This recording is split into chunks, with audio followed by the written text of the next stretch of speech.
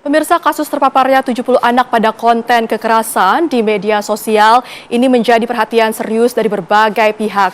Ruang digital ini belum sepenuhnya dianggap aman untuk anak-anak di bawah umur dan bahkan juga bisa dikatakan menjadi ancaman begitu karena rentan terhadap konten-konten yang berbau dengan paham radikalisme dan juga konten yang berbau kekerasan. Dan untuk membahas mengenai hal ini di mana 70 anak ini dikonfirmasi di Indonesia terpapar paham radikalisme dan ini juga tersebar di 19 provinsi. Kita sudah bergabung dengan Komisioner KPAI, Bapak Kawian. Selamat sore, Pak. Selamat sore, Mbak Jasmine. Iya, Pak. Ketika Bapak mendengar nih bahwa ada 70 anak yang terkonfirmasi terpapar konten kekerasan di 19 provinsi cukup menyebar di seluruh wilayah di Indonesia, bagaimana tanggapan dari pihak KPAI? Ya, tentu saja kita prihatin ya dengan kasus tersebut karena ternyata memang sampai saat ini anak-anak masih sebagai menjadi kelompok yang sangat rawan, rentan ya, menjadi sasaran dari kelompok-kelompok terorisme, radikalisme yang dilakukan melalui media sosial. Itu adalah 70 ya. Sebelumnya ada 110 juga anak yang terpapar atau menjadi sasaran dari praktek media sosial yang berisikan konten-konten radikalisme, terorisme gitu. Konten-konten kekerasan seperti apa sih Pak yang digemari atau sering kali diakses oleh anak-anak di bawah umur di Indonesia? Kalau konten-konten yang banyak diakses pertama adalah pornografi. Kita tahu bahwa ruang digital Indonesia itu sangat-sangat tidak aman, sangat-sangat tidak ramah terhadap anak. Posisi Indonesia ada nomor 4 dunia dengan konten pornografi tertinggi. Nomor 4 nomor dunia, 4 dunia. Cukup tinggi ya Pak, sangat tinggi. memprihatinkan. Dan untuk ASEAN itu nomor 2 setelah Thailand. Ya, jadi begitu pengaruhnya secara umum memang ruang digital sangat kotor ya, sangat tidak aman, maka itu berpengaruh kepada anak. Maka anak-anak pun sangat terpengaruh.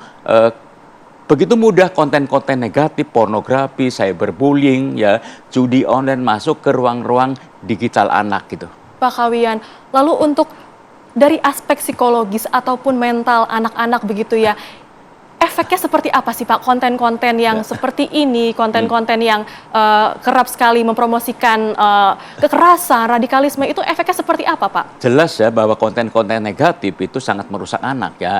Anak bisa menjadi pelaku kekerasan dari apa yang dia lihat. Anak juga bisa menjadi seorang melakukan kekerasan kriminal karena kecenderungan dari anak adalah meniru, mencontoh dari apa yang dia lihat, apa yang dia tonton. Apalagi kalau dia berulang-ulang nonton negatif, maka dia akan terbentuk dalam pikirannya, kemudian melakukan akan sesuatu. Masuk ke dalam pikirannya ya Pak ya. Nah, ini kan yang kita sudah ketahui dan juga cukup memprihatinkan adalah 70 anak yang sudah terkonfirmasi ya Pak terpapar paham radikalisme dan juga kekerasan dari konten digital. Nah, ketika anak sudah diketahui bahwa mereka ini terpapar Pak, langkah apa sih Pak yang perlu diambil untuk recovery ataupun pemulihan mental mereka? Sebenarnya kita, pemerintah Indonesia sudah punya langkah yang sangat baik, sudah punya regulasi, yaitu Peraturan Pemerintah Nomor 17 Tahun 2025 tentang tata kelola penyelenggaraan sistem elektronik atau yang kita kenal dengan istilah PP Tunas.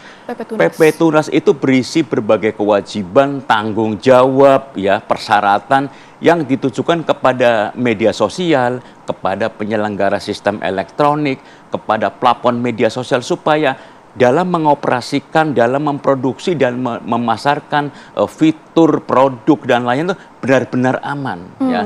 Salah satu hal penting misalnya plafon media sosial tidak boleh menerima permintaan anak yang ingin memiliki akun jika anak itu belum sesuai umur. Ada batasan umur juga ya Pak? Iya. Kalaupun umur sudah sesuai, maka harus ada konfirmasi atau klarifikasi dari orang tua. Jadi plafon media sosial itu menghubungi orang tua, Bapak, Ibu, anak Ibu ingin mengajukan memiliki akun media sosial. Apakah Ibu setuju? Nah, kalau tidak, maka plafon media sosial itu dilarang memberikan akun kepada anak tersebut. Artinya pengawasan orang tua ini dianggap penting juga begitu ya Pak. Seperti apa sih Pak pengawasan orang tua yang ini sebenarnya dikatakan efektif begitu ya? Apalagi kan kita ketahui bahwa banyak orang tua ini juga bekerja, sibuk, mungkin tidak bisa 24 jam mengawasi aktivitas anaknya. Seperti apa langkah-langkah yang harus diperhatikan oleh orang tua? Pengawasan orang tua atau peran orang tua itu mutlak. Masalahnya adalah belum semua orang tua mampu berperan sebagai pengawas, pendidik, pendamping untuk aktivitas anak di ruang digital. Masih ada gap yang tinggi antara digital skill anak dengan orang tua. Anak sudah tahu tentang internet, tentang medsos, sementara masih banyak orang tua yang belum bisa menjadi pendamping, pengawas dan memberikan edukasi. Oleh karena itu di PP Tunas itu ada kewajiban bagi penyelenggara sistem elektronik untuk melakukan edukasi dan pemberdayaan ekosistem digital. Jadi gampangnya misalnya plafon X itu dia harus melakukan edukasi kepada orang tua dan anak supaya seperti apa itu Pak edukasinya Pak? Bisa melalui pertemuan, bisa melalui media sosial, bisa melalui tutorial supaya anak dan orang tua sama-sama paham bahwa internet, bahwa media sosial itu di samping ada positif dan manfaatnya juga banyak risiko-risiko yang harus dihindari begitu. Kira-kira usia berapa sih Pak bahwa seseorang itu bisa mengakses seluruh konten di media sosial secara unlimited ya atau tidak terbatas begitu? Kalau dalam PP Tunas itu 13 tahun ke bawah sudah boleh memiliki akun media sosial ya, sudah bisa mengakses internet dengan catatan bahwa akun itu memang disengaja dibuat untuk anak. Yang kedua, resikonya itu rendah. Apa itu risiko rendah? Tidak ada iklan rokok, tidak ada aksi kekerasan, tidak ada kata-kata kasar dan sebagainya, tidak ada gambar darah dan sebagainya. Konten yang berisiko rendah. Lalu bagaimana sih Pak untuk seorang orang tua nih ya Pak ya, untuk mengetahui bahwa anaknya sudah terpapar konten-konten yang berbau kekerasan ataupun radikalisme di media sosial, karena mungkin mereka nggak ngeh ya Pak karena saking sibuknya bekerja, tidak mengetahui bahwa anaknya sudah terpapar konten kekerasan. Ya harus komunikasi ya dengan anak itu, mengetahui apa yang diakses anak, apa yang dibuka oleh anak di internet, siapa yang dihubungi oleh anak di internet, dan jangan sampai nih kita sebagai orang tua tuh lalai.